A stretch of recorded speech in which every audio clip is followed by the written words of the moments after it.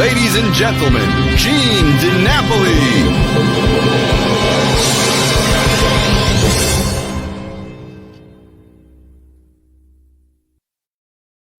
All right.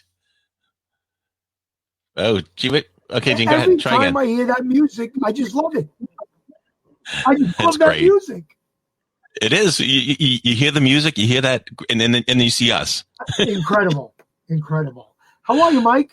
Good. How are you, Gene? Good. Doing well. Happy Monday. Happy Monday. How was your week? What did you do this week? Anything fun? Well, during the week, a lot of stuff going on with the different shows and our new project with the food show that we're working on. Right. The food restaurant show. And then this weekend, we celebrated my wife's 51st birthday, 4 days in a row. Nice. Well, you have to. 51's a big one. 51's a big one. We had a nice party for her last year.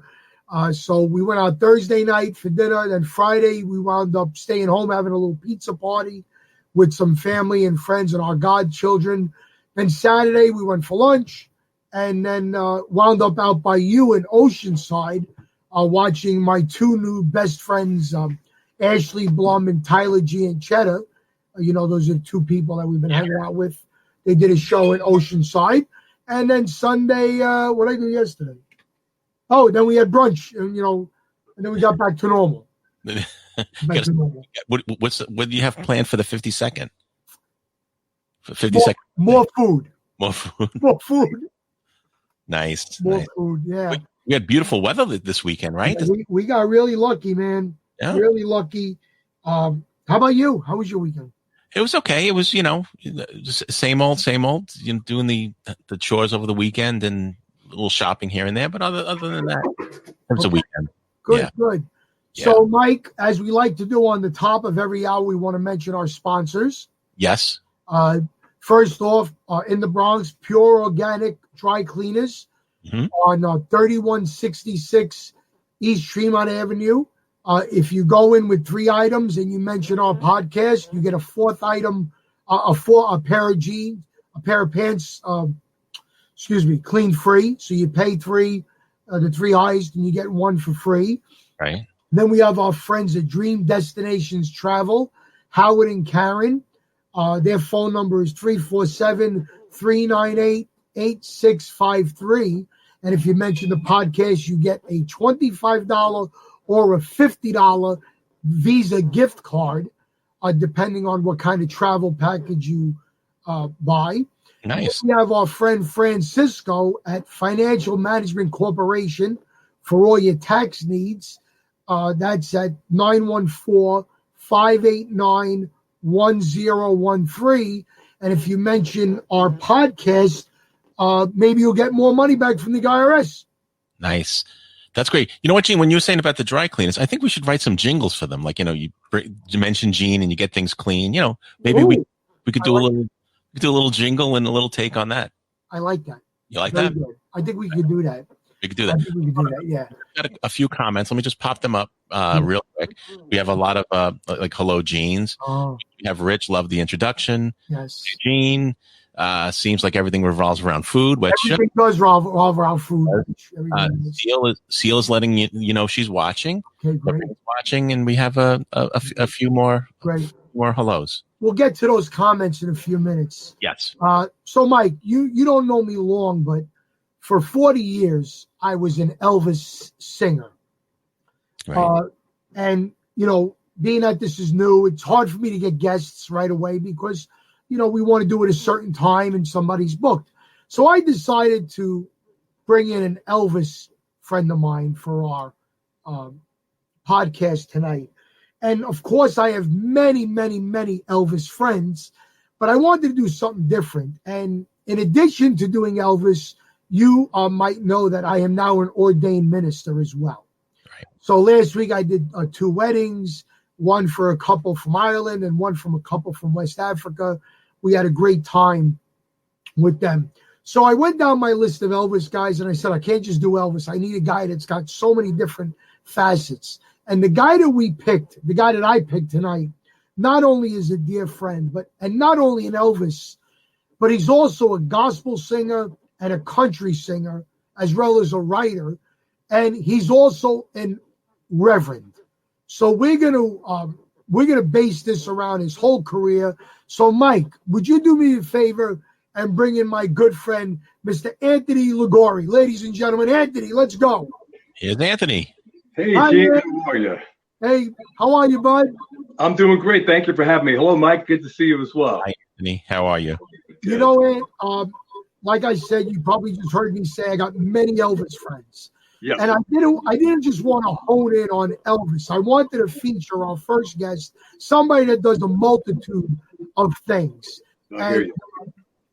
I'm not saying you're the best at what. No, I'm joking. Thanks, Gene. You know I joke with you. You know I joke with you. But you seem to do everything really well. So I thought tonight you would be a perfect first Elvis guest. So I want to thank you for taking the time out for being here with us. Absolutely. And so, Anthony, Yes, sir. could you start off from the beginning? When did you? Gene, before your first question, Gene, Yeah. I hear a little echo. Anthony, do you have your speakers up? A little bit. I'm going to bring them down because I'm a musician, so I'm a little deaf. We'll speak loud. Is that any better? What? Much Is better. that- Perfect. Much better. Okay, yeah. Good. So, Anthony, why don't you start at the beginning? How old were you when you first became an Elvis fan, and how old were you when you first got on stage? Okay, so basically, I was an Elvis fan from a small child. My grandmother used to watch the movies, on TV and the 4:30s movies and stuff like that. So, as soon as I saw this guy, I mean, I was probably 5, 6, 7 years old, and he's got this slicked hair and the guitar and the girls and the motorcycle. So for me, it was pretty cool, right from the beginning. Yeah, Right. absolutely. On And then stage, when I guess, go ahead, Jim. When did you first walk on stage? I would say semi-professionally, high school. I started doing things in school, and then I auditioned for my first band that we actually played out at small gigs. And right after high school, I went out with a cover band, a local cover band for a while, which then evolved into a type of a show band. Remember Sha Na Na, the Sure, TV show with Bowser? We did that type of thing. We had a show where we would go from the 40s through the 60s. We started out with the Four Aces and that type of stuff, and we would wind up, through the 50s and 60s, and then ultimately we would end with a small Elvis tribute. So that's how the Elvis thing evolved as well. And you were wearing the whole jumpsuit at the time, or? Yeah. That was when I was with that show band is when I've had my first jumpsuit made. Yes. Mm-hmm. That's great. That's great. Now in '91, you were inducted into what's called the Alabama Country Music Hall of Fame. Now, how does a guy from Jersey wind up in the Alabama Hall of Fame? In Birmingham, yeah. It's funny. I was trying to break into the business, and as the 80s came around and everything, I'm a crooner, or whatever, and it just didn't fit for me here in New York. So I took my avenues, out of this area, and I was signed to a label in South Carolina, Ridgeway, South Carolina, just outside of Columbia. They were a pop country label. And so that was my first experience on a label. They took me in the studio, and, they started releasing singles, and I was doing very well regionally and on independent regional charts, which led to just, bigger and better things in the country music field. And ultimately, because of the work that I did in that region, I was inducted into the Alabama Country Music Hall of Fame. Now, this was when you were recording as Tony Sands. That is correct, yes. And the reason, I'm going to be quite frank with you, Gene DiNapoli, Anthony LigUOri, it just didn't fit down in, Shreveport, Alabama to have an Italian name. So they figured right away, we need to change this to something like very unethnic. So they came up with Sands. There was a guy named Tommy Sands. He was sure. Remember? So, yeah, there you go. Yeah. And that's where you got it from. That's where they started out with the Tony Sands name. Absolutely, yes. Mm-hmm. Now, on these, the CD, were you doing originals? Yes, but when I first started out on that label, it was mostly songs that I have written, a few that were written for me for the project. There was no cover material. and we recorded in Greenville in the Evan Brothers studio, which were the members of the Marshall Tucker Band. So they, on my first CD, most of that band backed me up as far as musically. Vocally, we had a group called Dixiana, a female group. But as far as musicians, yeah, it was the Marshall Tucker Band, which was really cool. Mm-hmm. Very good. Very wow. good. And that was your first CD. Yes. Your second CD was a Christian CD. Now, were you already heavily involved with the church and preaching, or was that just because of your love of gospel music? Well, no, I was already involved in the church, but I wasn't ordained or anything at the time. So I loved the music. And actually, in the 80s, I really got turned on to B.J. Thomas. Had like a wealth of gospel music. And he was one of my influences growing up. So I loved the music. I started writing with my cousin. And before you knew it, I was signed to Calvary Records, which was in Nashville. And again, they switched the name around a little bit. And at that point, I had a son named Christian, so I recorded under Tony Christian. So it sounded right. Again, the ethnic thing. So, I've had a few names over the years. Yeah. Right. I know exactly what you're talking about, because when I used to travel to Virginia and North and South Carolina, we capitalized on the Elvisness, Italianness, I should say. So the posters would say Gene DiNapoli, the Italian Elvis. And we would have people come thinking I was going to sing in Italian, but that wasn't what it was. It was just the Italian name. And did you find that people in the South accepted you? They accepted me after the fact. When they first knew that I was from New Jersey, they first, with The Sopranos wasn't on TV at the time, but they first thought of Godfather or something like that, so we get that stigma that everybody from New Jersey is a gangster. And so that was a little tough to crack at the beginning. But when they saw that I was just a, really friendly guy and got along with everybody, then the fit was good. At the beginning, it was a little hard. But, ultimately I wound up in the Hall of Fame, Alabama. So, and that was a tough place. Alabama was Birmingham was a pretty rough place as far as racially. So, yeah. And when did you first do a full-fledged Elvis act?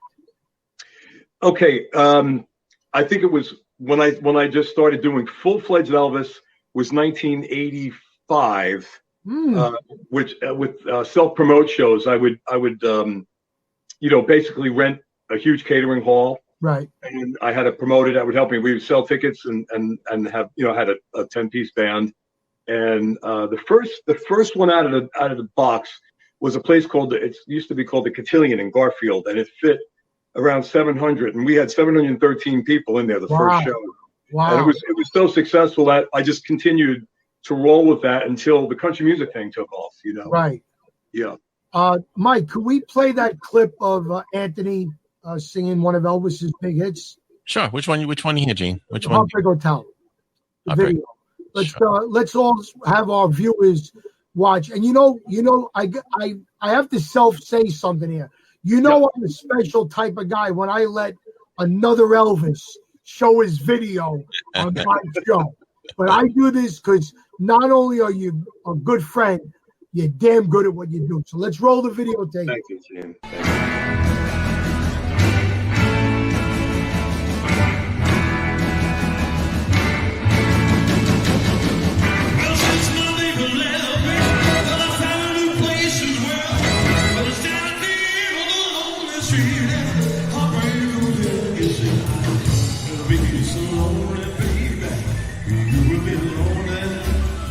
You'll be so lonely you could die.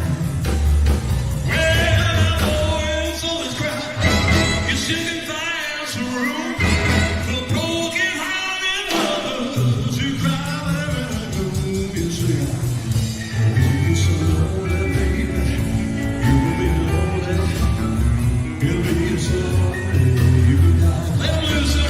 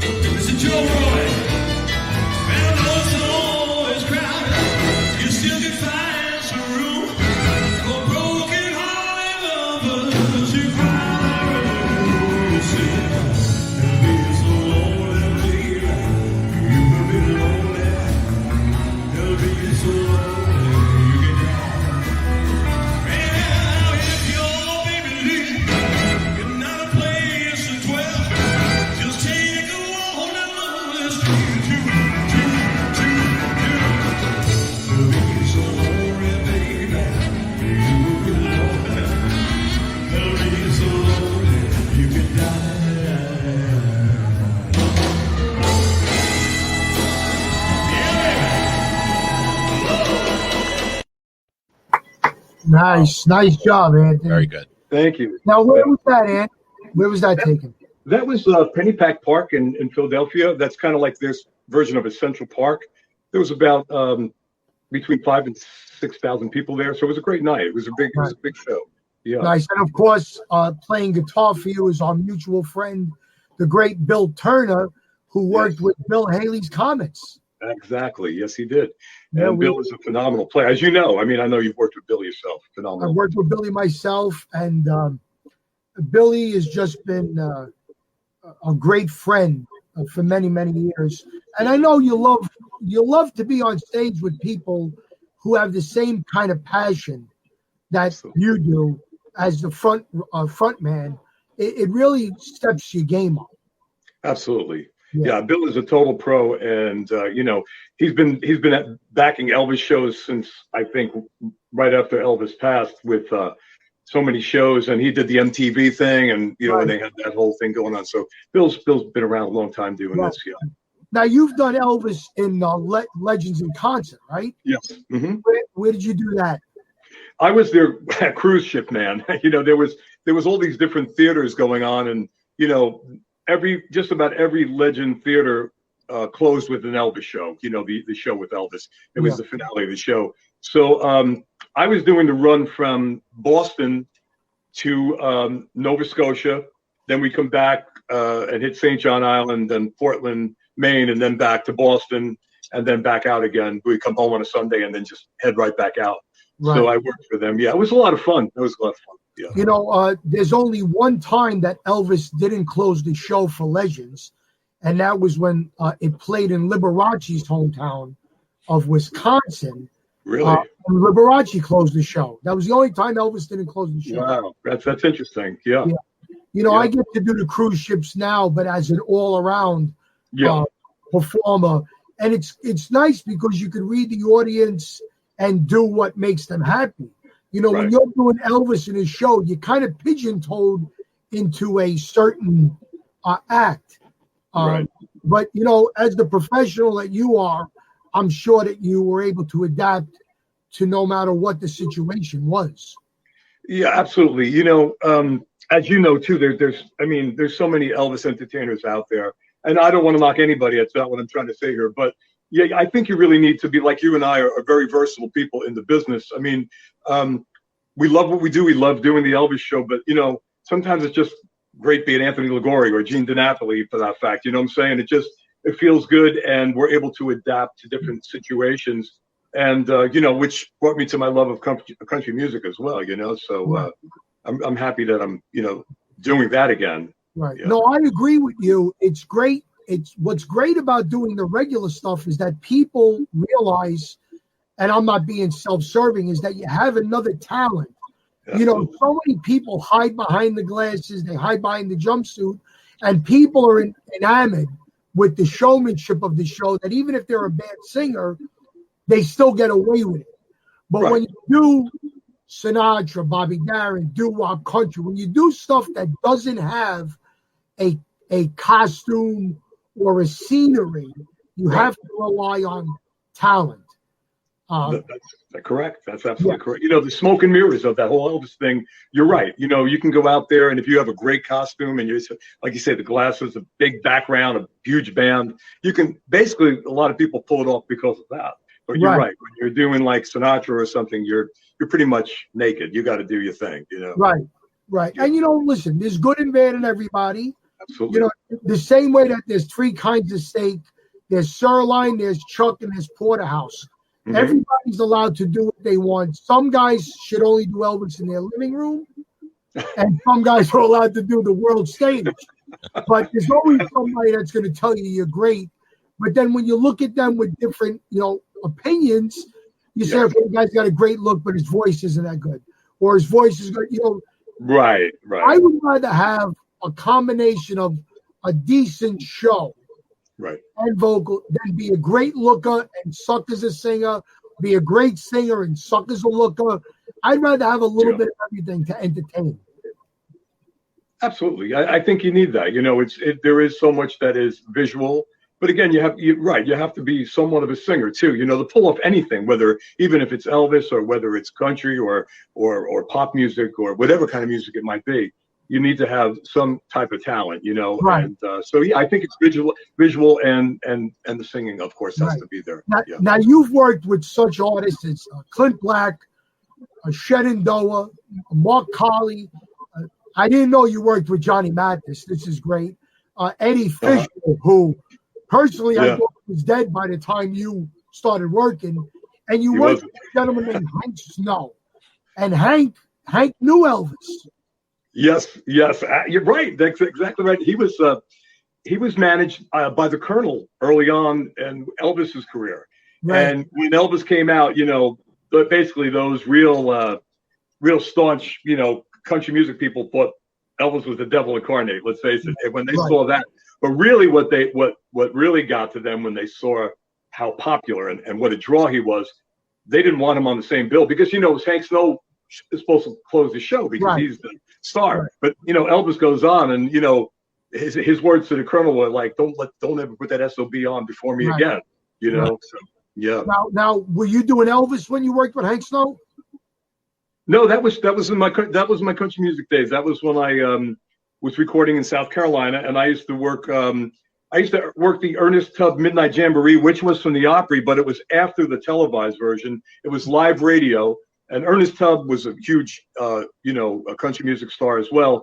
And then his son, when Ernest passed away, his son took it over. So the people from the Opry, we would just, go and do another show, but it was on WSM radio. So I was at the Opry and had full access to all the people. Like I was very friendly with all the hee-haw people, Minnie Pearl and Grandpa Jones, and it was a really fun time because the people. They were so nice. When I was a young guy in my 20s, so they took you on like an aunt or uncle or a grandparent. It was cool. Now, did you get to speak to Hank Snow? Oh, sure, yeah. And did he know that you did Elvis other than the country? I don't think he did because we were trying not to capitalize. I was trying to break into the business as a country music artist. I mean, I had took the sideburns pretty short at the time, So, but. I was in country and western type of garb. I was not in Elvis, so I really didn't play that up at the Opry. And when I did anything on the WSM radio, it was either original country material or if I did something by say Mel Tillis or whatever, something like that. Right. And you also did a bunch of TV shows. Was this as country, Tony? You did the Joe Franklin show. You did. Uncle Floyd, you did the telethon, you did a bunch of stuff. So was that also as it was me? Yeah, it wasn't Elvis. Yeah, those almost just about every one of those shows. It was kind of like what we did here. I talked about the Elvis thing, but when I performed, I was in again in my country garb, and I kind of was doing an original song that I was pushing at the time, or that the same type of thing. Yeah. Okay, so segueing into that, Michael. Can you play just about maybe 30, 45 seconds of the next clip, which shows Anthony LigUOri as a country singer? Sure. This clip here, right? The video? The video, yes. Take the ribbon from your head, shake it loose and let it fall.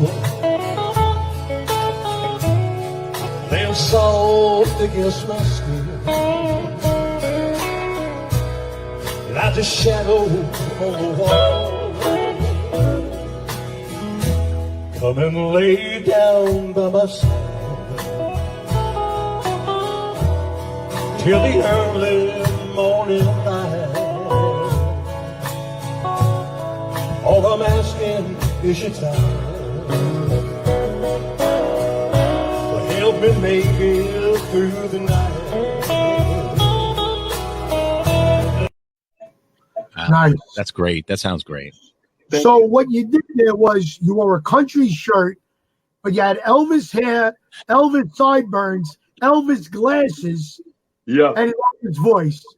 Yeah. Well, the song is just the natural lens to me to sing it that way. I mean, I try not to sound like Elvis as much as possible. Right. But something like that, it's just so close. The glasses, I have them right here because I need to see. So they are, they are prescription as well. All my Elvis glasses are prescription. Sure, And, sure.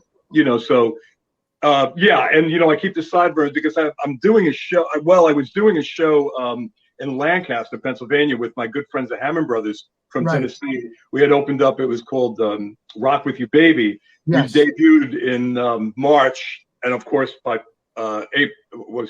February. We debuted in February, Valentine's Day weekend, and then the pandemic hit, and we've been closed down ever since. So that was kind of a drag, Right. Do you foresee reopening? Not through this year. No, we tried to see if we could get it back, for the last quarter, but it's just there's too many restrictions because it was a dinner show, and even if we brought it down to just without dinner, there's only so many people allowed in the showroom, and it's Right. with people that have the theater, it's all about money too. So it's like, can we make enough money for everybody to do well here? So we kind of we figure not till hopefully next year we'll go back next What? season. This is an extended vacation, Anthony. That's the way you got to look at it. That's how you have to look at it. We got a lot of great comments on your performances, especially from some fans of mine. And you know what? I believe that the key to life is to promote everybody of substance, which is why I bring qualified people on the show. Even though my people are here, I'd like them to listen to other people, and if they can't see me, they go see you. They can't see you, they go see somebody else. Absolutely. There's enough to go around. Absolutely, yeah. There've been times when we shared gigs. If I couldn't do it, I had people call you. It was just the way it was, And vice versa. Right. So let's talk about the foray into Christian music. When did that happen? And your first project? The Christian Music Project? Yeah. That was around I guess it was early 2000s. I was in Nashville at the time, and I had the opportunity to sign with Calvary Records, which was a big label for years out in Tennessee. They had a group called the Hensons. They had the song "The Lighthouse," and where you would know that from is Elvis on tour. Yep. You see them playing that around, the Stamps playing it around the piano. Absolutely. That was Ronnie Henson. That was a huge song. Yeah. So I was signed to that label, and it was all original music. We wrote all the songs, and that was a good opportunity to get. And it was basically country gospel, though. You know what I'm saying? It was country gospel. Yeah. Really? Country gospel? Yeah. Okay. I think I know one guy that used to do something like that. His name was, what was his name? Elvis. Right? Yeah. He did. Yeah. Who was a bigger advocate for gospel music that was not a gospel singer? Elvis was the biggest advocate, of course, not only in the shows, but he only won 3 Grammys in his life, and they were all for gospel music. That's true. Absolutely. Yeah. Yeah. Now, one of the songs we have queued up, is either one a gospel song, or those are both country? I think I sent you. I did send you a gospel song called "The Carpenter." I don't know. You had the if song you have "The that. Carpenter." Did I send that to you, Mike? No, I have Midnight and Sunrise. Okay, that's the project I'm working on now. I can talk to you about that. But if you want to talk a little bit more about the gospel music, that was the song we were pushing called "The Carpenter." Obviously, Jesus was a carpenter, and the idea of the premise for that song was. When I was trying to make it in music, because that's what I did. I was a carpenter. I was, but because it was a job, you could just drop with a hat. It wasn't a 9 to 5. Your boss, you just told him, okay, I'm not going to be here for 2 weeks or whatever. And so it was one time in my life when, economy was bad in the building industry, the music thing. I was trying to make it click. So a friend of mine, which I thought was a really good friend, said, one day, how's the music business going? I said, I'm an optimistic guy. It's going good. And then he said, well, how's, what's things going on with building? I said, well, it's slow, but it's pick up. And he said, listen, that music thing is never going to happen. And you carpenters, you're out of work more than you work. And that made me feel really bad. So I went home and I couldn't write a song. I was a songwriter at the time and I couldn't write a song. And then one night it just came to me. It hit me. Jesus was a carpenter. It was good enough for him, good enough for me. But then I took that further. And he built a kingdom with 3 nails. So I tied the carpenter as Jesus being a carpenter, and then they he was crucified. So Sure. it was a very powerful song. I was hoping to do a video on it, but we just never got around to the budget to do that. Yeah. Mike, I just sent you this song. Can you download it and maybe play it in a few minutes? Yeah, I mean, I'm just gonna go. You guys, I'm just gonna go pop myself offline real quick, Gene. Yeah. So Anthony. Yeah. Let's talk about the pitfalls of being an Elvis act. Okay. Not having your alternate talent recognized. Yeah. It was tough for a while because you try not to add that into your personal life, but when you do something for so long, or you like, I think I have a naturally type of a range or whatever it is that I'm not saying I am Elvis or sound like Elvis, but perfectly. But I mean, I just think I have that same kind of quality. And the other person that I was a big influence was B.J. Thomas. So a lot of my gospel stuff, people used to think it was B.J. Thomas, but it just was my influence. But with the Elvis thing, you're right. There was that stigma, and for a while, that was what was blocking me to get a deal at the very beginning. Now, Ronnie McDowell was able to pull that up. I know Ronnie, and he had The King Is Gone, which is what put him over, Right. Obviously. And that song was there, as soon as Elvis passed. And then he was able to parlay, his country talent, and people accepted that. But he's about the only one I could really remember that made it mainstream and had a string of #1 hits. Right. Otherwise, you're right. It was very hard to that stigma. At the time, I mean, I got rid of sideburns and everything now because I'm doing the theater show, and it's way past that now. And I've been a country artist for years. It's okay, but yeah, in the beginning it was tough. Right. Yeah. Now, double-edged sword. Best part about doing an Elvis act, worst part about doing, or did we just answer that? Did we just answer that by? Well, yeah. The best part is that there are so many Elvis fans out there, and you make so many people happy. And I've done so many charitable events because of the draw. If I was going out there as Anthony LigUOri, locally I could draw okay and get a crowd maybe at a local church. But when you say Elvis and then they put a clip up on their website or whatever, then people come, and I was able to raise lots and lots of money for organizations over the years. That was the plus. The negative was the stigma of being Elvis and trying to sell a show to a casino, to a cruise ship. Are you one of those, or you're one of these? You know what I'm talking about. You know what I'm saying? So which one are you? So sometimes it was just hard to. Well, we don't want to even look at another Elvis because And then if you were lucky enough they did, then you get hired. So that was the double edge there. Yeah, when I used to go out to a place and they had an Elvis before me, look, let's call a spade a spade. Without the sideburns and the jumpsuit, I look nothing like Elvis. I'm a short, chunky Italian. I look more like Napoleon or something like that. But I used to tell the club owners, let's see how much the register rings. If the register rings, then you pay me. If you don't, we could always talk about it. But, and knock wood, for many years, it worked out for me and it's worked out for you. Right. But you do want to be known as something else. Absolutely. Which is good. And you know what, Anthony? We're going to play a little clip of your song, The Carpenter. So Okay. can you do this while we're still on video, Mike? Yes. Great. So let's listen. Everybody, this is my friend Anthony LigUOri with his self-penned song called The Carpenter.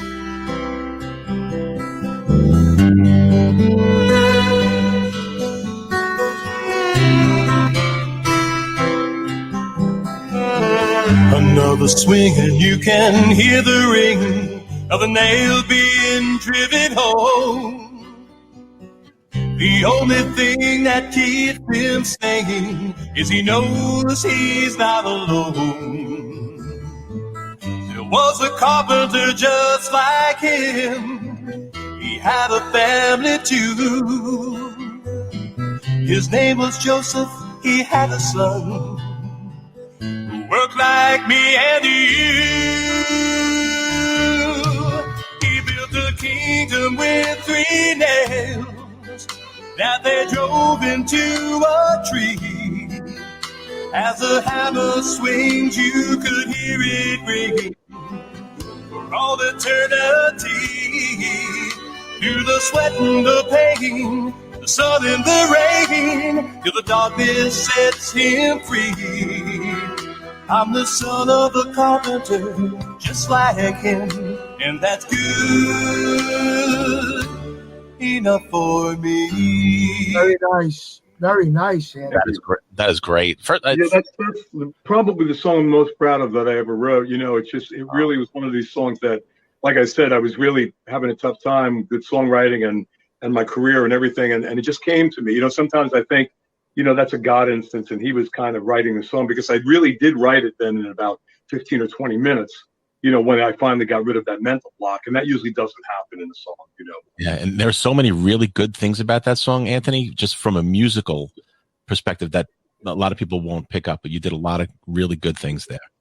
Thank you. Yeah, like I said, it was done in a country vein, and I had all the top pickers. When I work in Nashville in the studio, I use all the top pickers. They call the A team. So at that point, these are the guys that were cutting Garth Brooks and all the other groups at the time. You see, like, if you're an artist in country music and you have a band, they don't use your band on the studio and then, you know, live or when you prove yourself. So these were the A pickers. So, you know, the fiddle player and the steel player were just the absolute, you know, the best they had. Yeah. So it was really a great session. Thank you. I appreciate it. Even with just your voice, too, the things that you did there were spot on. Yeah. Thank you. You know, Anthony, Mike and I, we have the page, and we're going to have a website, and we're going to really blow this up. So if you have anything you'd like for us to promote, any CDs that you want us to promote through our outlets, please. We would love to be able to promote that song, The Carpenter, for you. Okay. Yeah. You know, I want to mention that, you know, great thing that's happened over the pandemic is I've been sponsored now by a Western hat company, and they make me these beautiful Western hats, hats by Grizz, made with joy. That's the name of they're on Facebook, but they have an Etsy shop. And you know what it was all about was trying to not only to keep his shop open while, you know, the pandemic was going on, it was more to give back to people. So we did maybe 4 or 5 Facebook live shows. And so on my newest CD, I don't know if you can see it. This is the one with Midnight in Memphis. I'm wearing one of his hats on there that he made. Actually, that hat, I actually asked him to make it after. There was a movie called Semi-Tough with Burt Reynolds, and it was a football movie, but he wore that hat. And I think he could make me one just like that. I mean, you know, he's made me all these others that I have all around my house now. And so that's kind of cool. And they're great people. They're out in Kansas. Yeah, send us information on that, Anthony, too. We'll post all that in the. I could send it to you. Yeah. And you know, so that was the CD Midnight in Memphis, right? Okay, now Midnight in Memphis. This is the cover of the CD. I don't know if you can see it, but right now it's just we cut 3 sides: Midnight in Memphis, Sunrise in Memphis, and a song called "I Can't Watch the Movie Anymore." Yeah, there you go. Mm-hmm. Right. And so this is the credits on the back of the CD. Yes. And I happen to see a name there, which is very familiar to Elvis fans and country music fans, Jerry Foster. Yeah, you know, when you went to put that clip up of me singing that day, that was one of Jerry Foster's shows. You saw him briefly next to me, right there. That's Jerry. Jerry is the most outstanding human being you would ever want to meet. He's going to be 85 this year, and I'm going to be at his big birthday bash in Tennessee. He asked me he's going to open the show, and I'm going to be the next act, and it's going to be a great night. Now, he's written a book, The Old Rebel Still Rockin'. Jerry was a phenomenal songwriter. He has 400 songs that made it to the airwaves. Wow. Including, I mean, you know, he had 29 with Gilly, 29 with Jerry Lee Lewis. The list goes on and on. But Jerry, he met Elvis in the first time in '56. Jerry had a TV show on a local station, and Elvis was playing the area, so the TV show was able to get him to see the matinee and the evening show. This was '56. Right. And he's got a chapter called The Cheeseburger with Elvis. He was able to go. He went to a diner, and then he was sitting there with his drummer or whatever. And a few minutes later, Elvis walks in with a few of his guys, and he ordered a cheeseburger. It was like very late at night, and there was no one in the diner. And they kind of hit it off, you know, from that point on as friends. But when we wrote the song Midnight in Memphis, I co-wrote that with Jerry. I had written most of that song, but I really wanted to tie it up. And the last verse that talks about when the gates of Graceland opened and Elvis pulled in the lane, and his lights were like two cigarettes burning. That's actual happened in his story when Elvis didn't know how to get back to where he needed to be. So he said, follow me. And then Elvis pulled around him and his taillights like two cigarettes burned in the night. And I said, Jerry, that needs to be in the song. So we wrote that song, Midnight in Memphis. And then the other thing that Jerry wrote a song called Stirring Up Trouble. Elvis, as you know, the Moody Blue album is only a couple of studio tracks. Anthony, stirring up feelings. Stirring up feelings. Stirring up feelings. Sorry, Stirring Up Feelings. I meant to say Stirring Up Feelings. I'm sorry. That song was slated to be on the album, which wound up being the Moody Blue album. You know, it was just rounded off with live things. But you know, there was a couple of songs, Stirring Up Feelings, The Fire Down Below, which they did. You know, you've heard that with a Jerry Schiff song that they recorded the tracks. And there was a song by Eddie Raven, Flight 707, something like that. It was about a plane, maybe something like Early Morning Rain type of thing.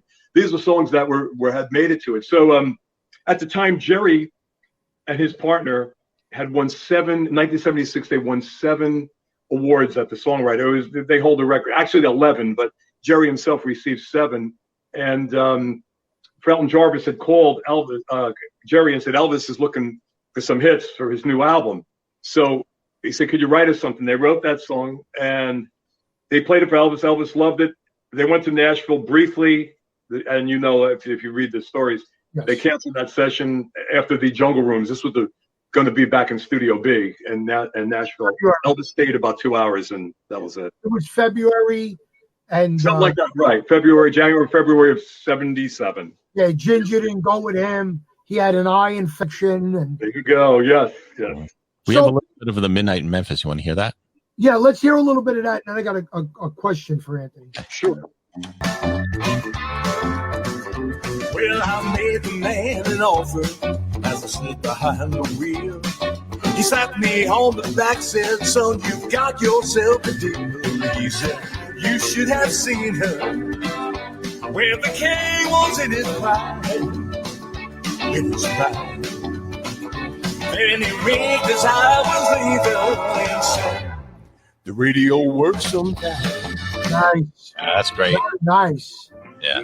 Very nice. So I'm going to ask you a question. Sure. You know, we're like brothers, so I could ask you whatever I want. But you're working with Jerry. Yeah. Why have you not recorded the song he wrote for Elvis yourself? That is going to be. We just went to the studio. We had written that song. We finished that song, and I recorded a song that he wrote called Sunrise in Memphis, which is about the birth of rock and roll at Sun Studios. So it mentions Elvis and Johnny Cash, and he wrote the devil out of that song. Everything that needed to be said about Sun Studio is in that song. And so I recorded that. And he had a great ballad called I Can't Watch the Movie Anymore. So we recorded those songs. You know, again, pandemic time. So we were trying to get in and out of the studio when we could. So now we're going to try to hopefully either, you know, by late fall or early winter get back and finish the album. And that is one of the songs that will be on the album. Yeah. So this whole pandemic put a thorn in your plans. Yeah, absolutely. You know, Jerry's got all the, you know, the gears going. He's got people from California. We have, you know, what he's trying to do. And I know, what was his name? I'm trying to think of the other producer doing it in R&B music. Quincy Jones. They want music to be what music was. So, you know, Quincy Jones is trying to capture the magic of what music was in R&B. And Jerry Foster and some of the people in Nashville and out west are trying to bring back what country. Because if you listen to country music today, it's not country music. You know, it's kind of rock with a little bit of a twang here and there. You know, steel guitars are gone, everything's gone. You know how it is. You know, so they're trying to get that back, but the pandemic again has stopped that. So, you know, we're hoping as soon as it's over, we can go back rolling, because he's got a place in Springfield, Missouri, a theater out there. It was in back in the day, it was kind of like the Grand Ole Opry. It was the counterpart, and he's opening that back up with a televised Saturday night show, and that's all in the works too. So it could be a really great thing. Yeah. We have a little clip too of Sunrise in Memphis too, Gene. Want to play that? Sunrise in Memphis, a little clip of that. Yeah, play. Nice. It's great. It's a great sound. Nice. You remember a song that Carl Perkins did on the Class of '55 called "The Birth of Rock and Roll"? Yes, I do remember that. It happened. Outside of the Elvis and rockabilly and Jerry Lee and Johnny, people don't appreciate what Sam Phillips did down in Memphis. Elvis, of course, overshadowed everybody, but he was in business many, many years. He gave African Americans a voice on the record. He had a group out of a prison record an album called The Prisonaires. So he was really a equal opportunity employer. And so it's a shame when Sam Phillips is mentioned, oh, he's the guy that discovered Elvis. He did so much more than that. And, Absolutely. I mean, he started even Roy Orbison. And one of my favorite artists that was there, and maybe people don't know, is Charlie Rich, the Silver Fox, was an excellent songwriter and singer. And, in the 70s, he broke it wide with Behind Closed Doors and things like that and string, hits. But, yeah, there was just a wealth of people in that label, Absolutely. Anthony, I don't know if you saw, but I got an award last week. I did see that. Thank you. Congratulations. Yeah. Thank you. It was a great honor, but you have won so many awards. I want to take just a little bit of time to tell people about your charitable work and the organizations that have honored you. People like the Knights of Columbus gave you a humanitarian award, the Unico Service Award. What is the Unico Service? Explain that. Well, Unico is an Italian-American organization, and it's a totally charitable organization. They give their money mostly to handicapped children, things of that nature, Down syndrome children. And I remember growing up, my dad was part of that organization, but this had nothing to do with my dad because this was many years later in a different community. I did a lot of charity work for raising money for those children. And so they honored me with an award, which was really great.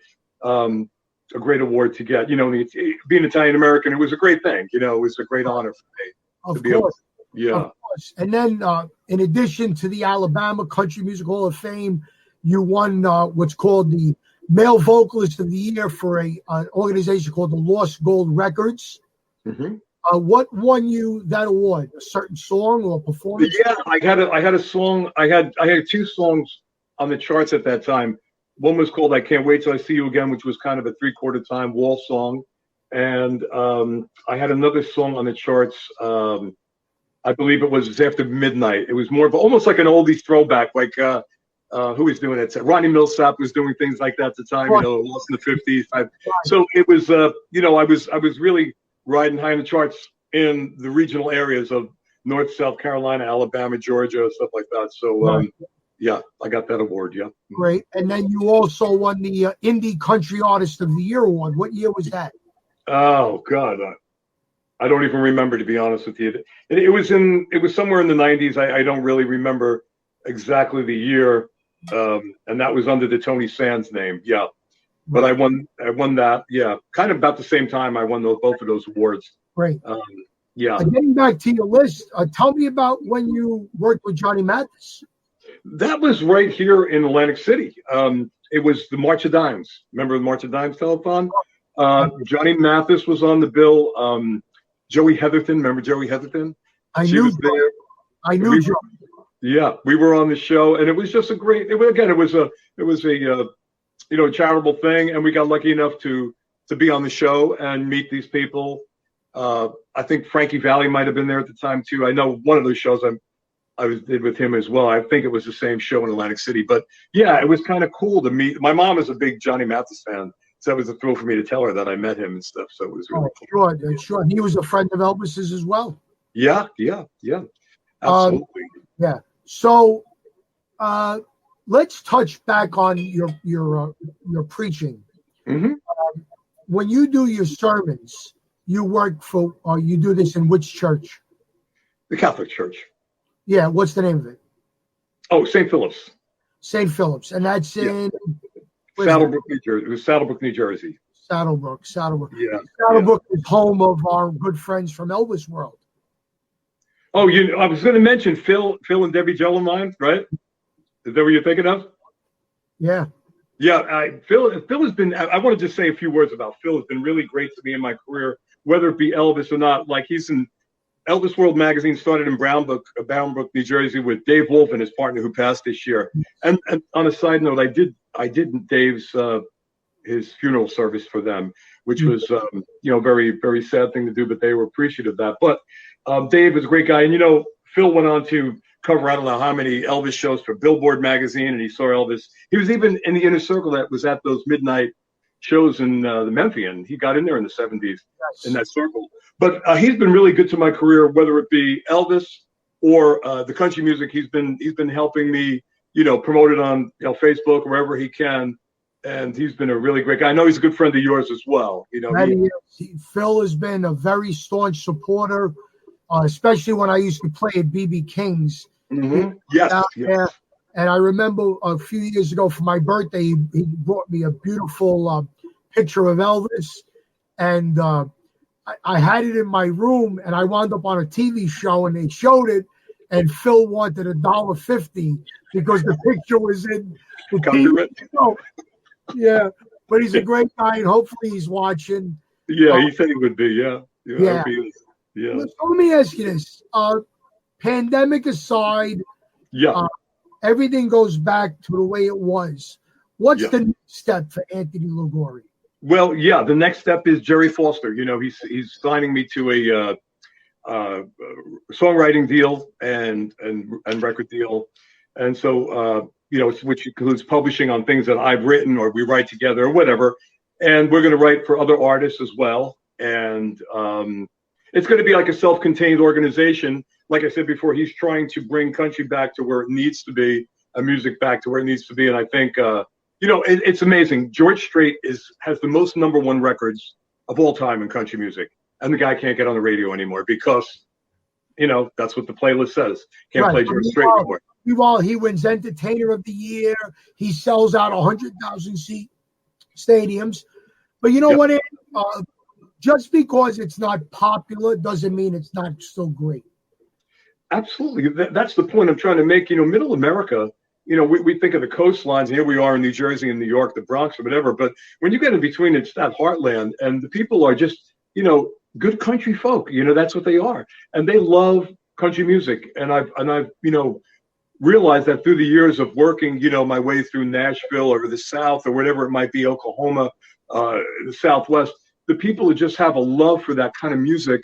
And they're really sad that, they've been knocked out of the box, just like here, too. Music, let's face it, music is not what music used to be in rock music or R&B or popular music. So, like I said, Quincy Jones is looking to take it back. And Jerry Foster with other people in the country music are looking to take it back, and I hope it does, because I think people are really missing it. I know you miss it, don't you? Well, sure. I miss 101 playing oldies. Here you go. Got guys like Cousin Brucey and Don K. Reed. They had to go to Sirius Radio, and what more? Who doesn't know Cousin Brucey or CBS FM? And to them, oldies is 1975 now. Yeah. If even 80s now is becoming. I listen to the radio every morning, and I write down the first 5 songs I hear, and it's the same 5 every morning on a rotation. That's why Spotify and all these other, it's good because you could make your own playlist. You could put thumbs down on a song you don't like, so you never hear it again. Yeah. But it does lose something when you don't turn on a radio anymore. Yeah, and it's funny you say that about Spotify and stuff. What they're doing too is, we've gotten killed on those platforms. Being a songwriter and an artist as well, that with records out there, we don't get paid. It's hard to get paid. So they're devising a new way. This is they got a big convention out west in California right before the pandemic hit about how we're going to actually get paid. Now there's no more promotion men like there were. A&R people, everything's done through like YouTube and stuff like that. So there's a whole new, what we're basically doing is hiring people that are going to be under 30, that are going to work the YouTube stations for us, that's the only way to promote a record nowadays because, just that's it, I watched this show yesterday with my wife. It was a design organization show, and on it was a country guy who 5 years ago became an Instagram sensation, and now the guy's playing stadiums. When guys like me and you, we had to play Knights of Columbus and church things and hang flyers on windows. It's a different world. And pay our dues along the way. I mean, sometimes you had to fight yourself, you had to fight yourself out of a club or, whatever it might be. I mean, we paid our dues. And, when you become an instant YouTube sensation, they haven't paid their dues. And nothing wrong with them. I mean, if they made it, more power to them. But I get what you're saying. It's like we paid our dues and now because of this new platform and, just by getting likes, it's not only music. You see some of the things that are making, millions of dollars on YouTube are not. It's ridiculous stuff. It's just, but go figure. That's the world today, I guess. Getting back to your Middle America statement, Mike. Do you know that in 1970, Slim Whitman sold more records than Elvis, Yes. the Rolling Stones, and the Beatles combined? Yes. Because rural America, and I don't mean that in a negative way, Right. is so populated as compared to metro cities. Right. That's why what Anthony was saying, I think after this pandemic, we're going to hit a hard reset in this country and people are going to go back to the country that they wanted to hear. And I think you do have a chance of bringing it back to where, they envision it being. I sure hope so, because like I said, people are missing out on so much. And then, it's like if you're over a certain age, you're totally forgotten nowadays. And I don't believe that should be because, there's so many people that want to still hear this music. And well, let's face it, to buy an actual CD, it's an older person anyway. So, we have to go to these other platforms for the younger people. But like when we do our gigs and stuff like that, there are those people that want to buy a CD. They want a physical. They don't want to download it. They want a CD, Right. Yeah, I work in the whole duplication area and media and everything. No one has ever had an MP3 release party. That's the saying. Everybody wants CDs, and they want the art, they want words, they want a file is a file. It sounds great. Don't get me wrong, but there's nothing like having something in your hand. Right, your line of notes and pictures. Exactly. We see vinyl even coming back a little bit, which is great. Vinyl Right. coming back. Exactly, vinyl. Yep, it's very expensive, but It is. and Well, minimum. they're not going to sell. They're not going to sell as many albums today as they did 20 years, so they have to offset the money. But Gene, Right. we're up to an hour already. Just Yeah. so you know. Few seconds more. Yeah. Did you see our show last week with Stan Zitska of the Del Satins, Anthony? Yes, I was able to catch part of that show. Yeah, I did. Yeah. You got to go back and listen to a song that Stan wrote called "A Piece of Cloth," which was about the American flag. Okay.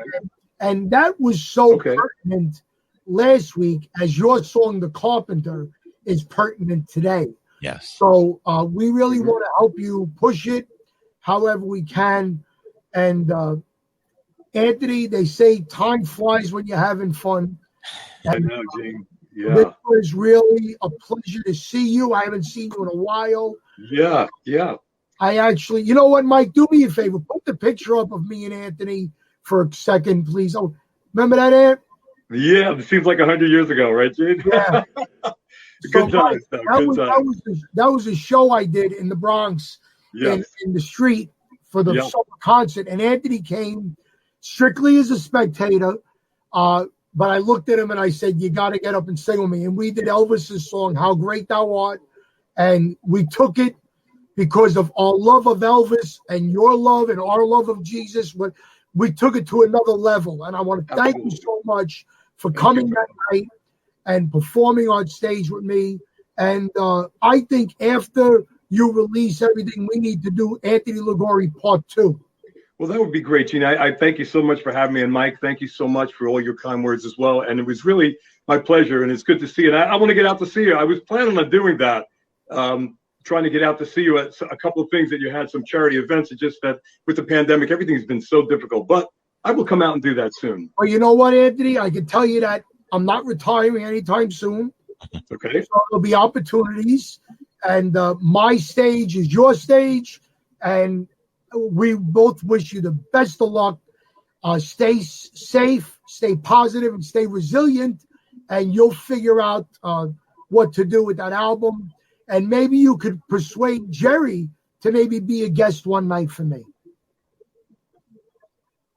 I could absolutely do that for you. And you wouldn't believe your ears with the things I mean, best friends were like Carl Perkins and you know, that was one of his closest buddies, Chris Christopherson, you know. So yeah, I mean, he's got so many stories about Elvis, about the business, and it's funny, you know. So yeah, I could definitely set you up with that. Yeah, that would be great. So, ladies and gentlemen, as we do every week, please let's give my dear friend Anthony LigUOri a big round of applause.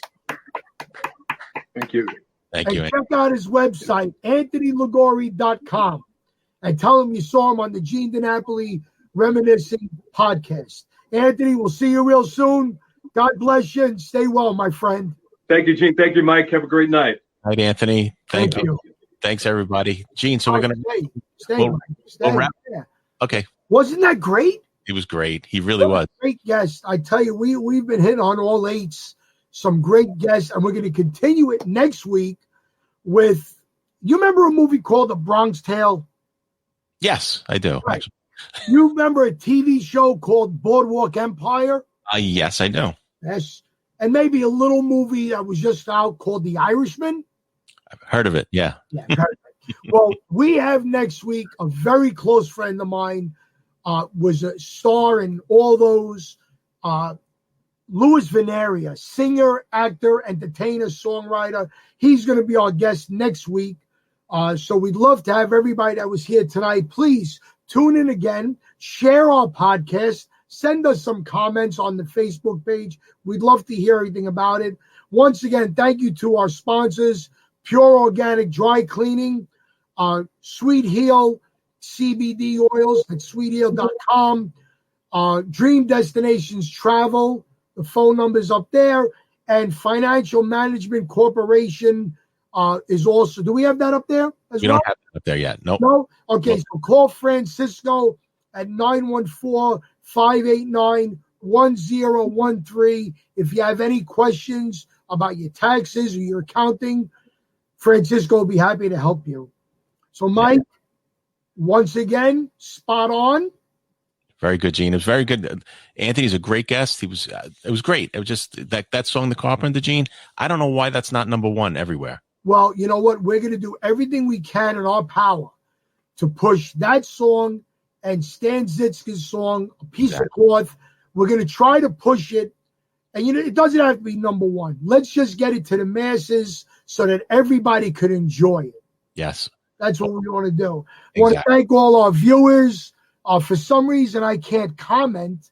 I don't know why. There's no box down at the bottom. But thanks, everybody. And we'll see you real soon. Yes. Keep an eye out. Please share the page, Reminiscing with Gene DiNapoli, because there's going to be a couple of surprises going on. We might actually expand this into 2 shows a week because we have so many guests that want to be a part of it now. So, and definitely follow the page, follow us, like us, and then we'll be putting updates on there with announcements for future shows, our advertisers, our sponsors, and where you can get Anthony and Stan's music and check out on the page the tab that says offers, and that's all sponsors, and we have advertising opportunities at different price levels. We are now streaming on YouTube, so that's another forum.